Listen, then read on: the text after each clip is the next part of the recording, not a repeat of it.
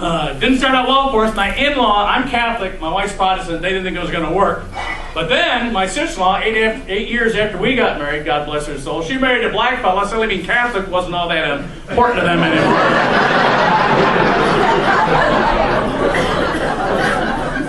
Last Christmas, my brother-in-law brought home a boyfriend. Now being black isn't all that bad either. We started having our children, and we had 3 boys. And this is kind of interesting. We have 8 now, by the way. And yeah, 5 of them were after I had a vasectomy, so figure that one out there somewhere.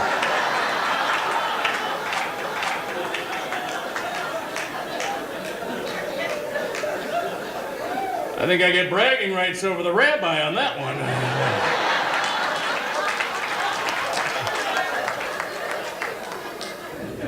My wife, when she went back to work, she left me with a list of words that a 2-year-old can hear.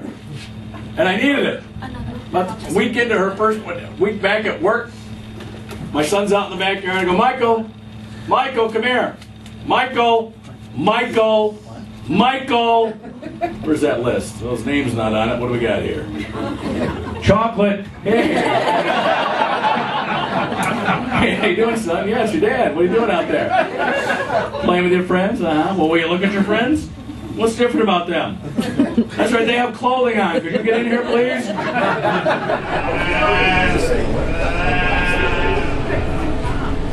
And she'd say, she'd elbow me, she'd go, get up! I have to go to work in the morning. After 8 kids, I was like, get out! You get to go to work in the morning.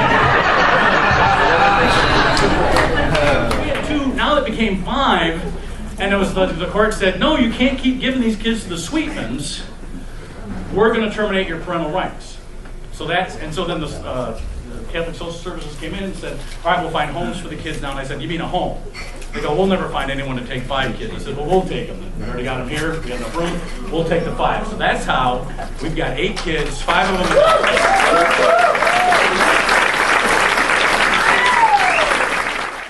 And I'm telling you, of those 50 hours, 2 of them were on hair care.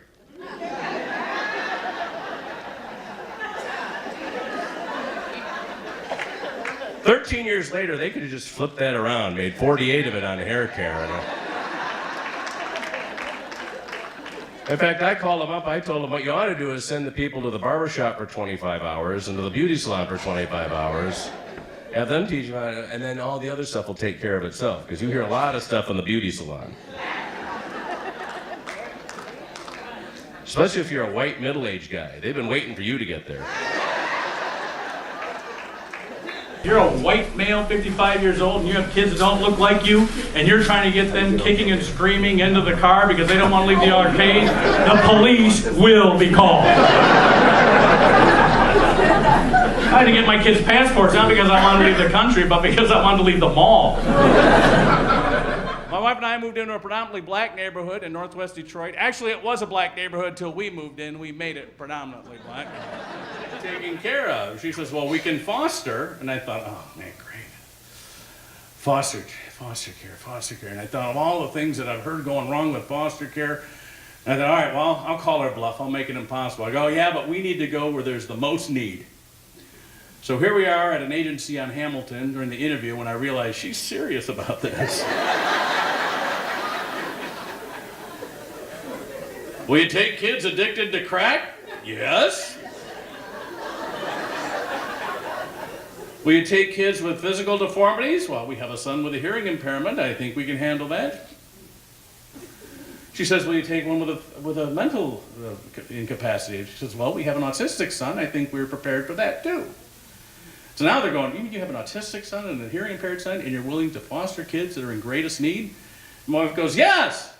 And they turn and look at me, and I go, yeah, whatever. All good, but we live in Livonia, and there's only 10 black people in Livonia, and we got 5 of them in there. If half of our children go to summer camp, we still got 4 fucking children in our house. My sophomore year in high school, I was arrested in front of my peers for possession of marijuana. And you think I would learn my lesson, but I didn't. 2 months later, I was arrested for shoplifting. Alleged shoplifting. Let's be clear here. We got white privilege, and he has it by proxy. So.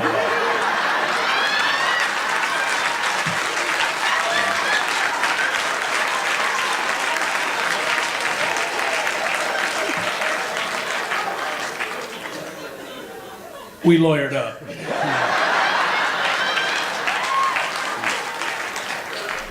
And you applaud it, so great. I'm glad you're for this. But there's about 7,500 other kids that need permanent homes. Not just black, not just white. There's a lot of people. So I don't sell merchandise. I don't have a CD. I don't have a T-shirt. But I can hook you up with a kid after the show. I think that's the best souvenir any comic in America's got.